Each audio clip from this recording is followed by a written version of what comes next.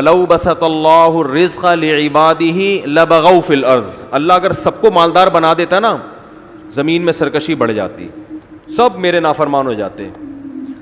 تو اس لیے دولت ایک فضیلت ہے, لیکن جب شکر کی توفیق ملے, اور شکر آسان کام نہیں ہے. تو اس لیے جس کو اللہ نے غریب بنایا وہ شکر ادا کرے کہ بھائی میرے جہنم میں جانے کے چانسز کیا ہیں, کم ہیں جہنم, اور میرا حساب بھی ہلکا ہوگا. غریب آدمی کا حساب کیا ہوگا, وہ بیچارہ, اس سے اللہ پوچھے گا کہاں سے کمایا, کہاں خرچ کیا. وہ کہے گا اللہ اتنی مشکل سے ایک دہاڑی ملتی تھی, اس پہ بھی تانے ملتے تھے جو تھوڑے بہت اس میں بھی حرام ہوا ہوگا وہ ویسے ہی معاف ہو گیا ہوگا تانوں کی وجہ سے.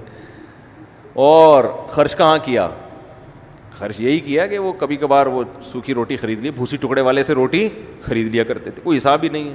حساب ہوگا وہ جو بڑے بڑے بیٹھے ہوئے ہیں نا, دنیا میں کتنا مشکل حساب ہے نا, 5 ارب ڈالر کا حساب دو, تو یہاں تو وکیل ہو رہے ہیں, یہ ہو رہا ہے وہ ہو رہا ہے, وہاں بڑے بڑے لوگ چوڑے میں آئیں گے کہ 5 ارب تو دنیا کو پتہ تھا, باقی تو اللہ کو اصل پتہ ہے کہ کتنے کمایا اور کہاں خرچ کیا. کمایا کیسے یہ بھی حساب دینا پڑے گا, خرچ کہاں کیا یہ بھی حساب دینا پڑے گا. تو بہت مشکل. تبھی حدیث میں آتا ہے کہ دولت مند لوگ غریبوں سے 500 سال کے بعد جنت میں جائیں گے. 500 سال کے بعد ان کا بہت لمبا حساب و کتاب ہوگا. تو جس کو اللہ نے جو بنا دیا اس پہ شکر ادا کرے, البتہ کوشش کرے. میں کہتا ہوں غریبوں کی 2 قسمیں ہوتی ہیں, ایک جو اللہ کی طرف سے غریب ہوتے ہیں, ایک جو اپنی حماقتوں سے غریب ہوتے ہیں. حماقتوں سے غریب مت بنو. حماقت کیا ہے, سستی, کاہلی, کوئی پلاننگ ہی نہیں ہے, بیٹھا ہوا ہے بس. تو یہ اپنی حماقت سے, اس کی اللہ کی طرف نسبت نہیں ہوگی کہ اللہ نے مجھے غریب بنایا ہے. بھئی اللہ نے جو آپ کو صلاحیت دی ہے وہ تو آپ استعمال ہی نہیں کر رہے.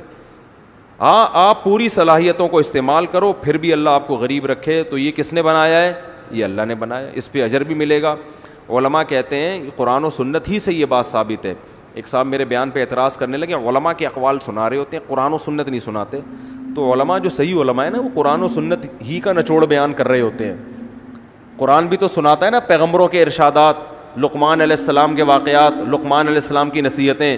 اب انسان کہے یا اللہ لقمان علیہ السلام کی نصیحت بتا رہے ہیں, اللہ اپنی نصیحت ہی خود کر دیں. اللہ یہ کیوں کہہ رہے ہیں کہ لقمان نے اپنے بیٹے کو یہ نصیحت کی, اپنے بچے کو یہ نصیحت کی, اپنے بچے کو یہ نصیحت کی. تو انسان کہے اللہ لقمان علیہ السلام کو درمیان میں لانے کی کیا ضرورت ہے, تو خود کہہ دے کہ اپنے بچوں کو یوں کہا کرو. بہت مشکل ہے بات سمجھانا بھائی, بہت مشکل ہے سمجھانا.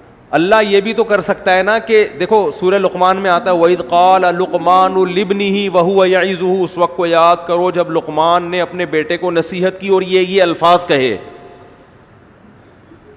وہ الفاظ کیا تھے, یا بنی اقیم الصلاۃ, اے بچے نماز قائم کرنا, وامر بالمعروف, نیکی کا حکم کرنا, برائی سے روکنا, اس پہ جو تکلیفیں آئیں اس پہ صبر کرنا.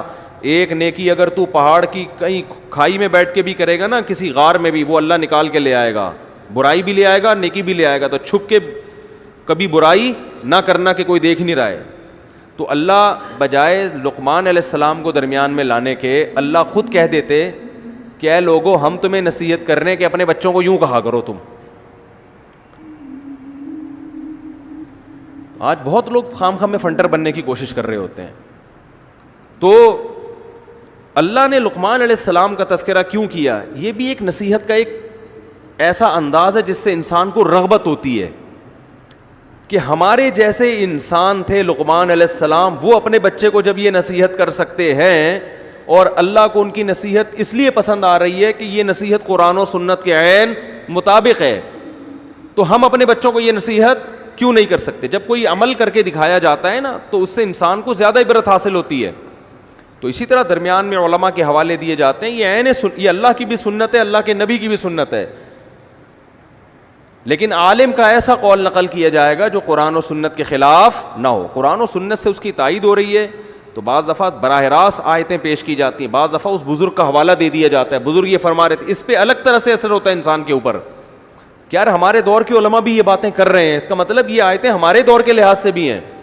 یہ ایک انسان کی طبیعت مائل ہوتی ہے اور یہ پوری دنیا میں چل رہا ہے. بزرگوں کے اقوال, انگریز اپنے بزرگوں کے اقوال پیش کرتے ہیں. شیکسپیئر کا یہ ارشاد ہے, فلاں نے یہ کہا, فلاں نے یہ کہا. تو مسلمان کس کے اقوال پیش کرتے ہیں, اپنے بزرگوں کے.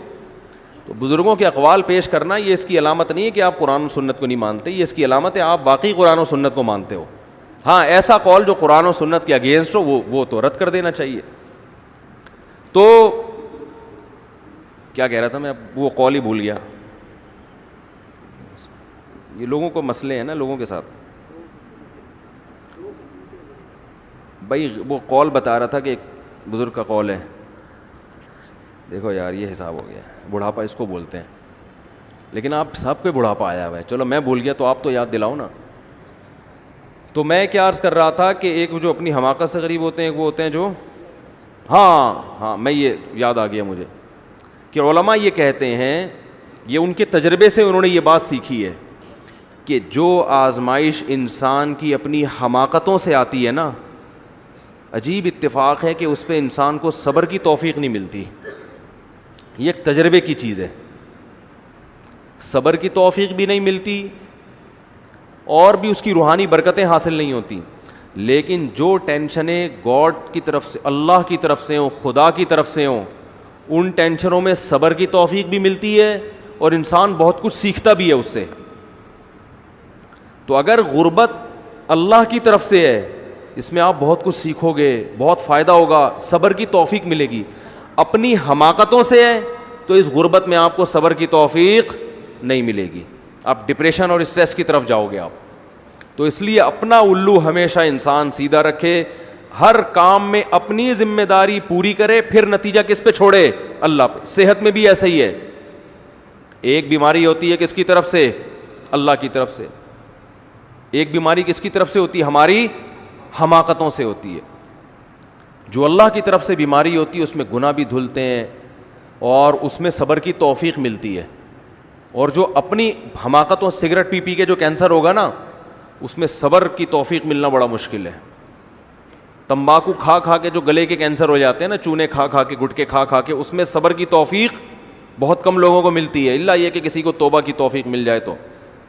تو اس لیے میرے بھائی, صحت کے معاملے میں, پیسے کے معاملے میں, کسی بھی معاملے میں, حفاظت کے معاملے میں بھی آپ نے اپنی حفاظت کا کوئی انتظام کیا نہیں ہے اور کوئی نقصان ہو گیا تو اس میں بھی آپ کو ایسی ٹینشن ہوگی کہ آپ ساری زندگی روتے ہی رہو گے, یار یہ کیا ہو گیا, یار یہ کیا ہو گیا.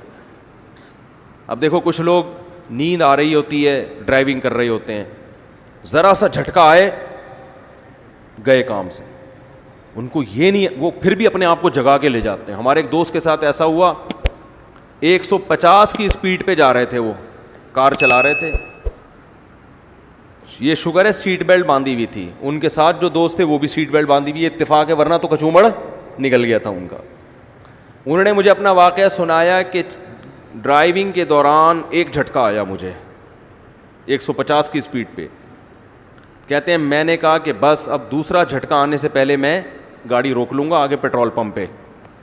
لیکن انسان کو کامن سینس استعمال کرنی چاہیے کہ جیسے پہلا جھٹکا بغیر اطلاع کے آیا ہے تو دوسرا بھی بتا کے, بولتے کیوں نہیں؟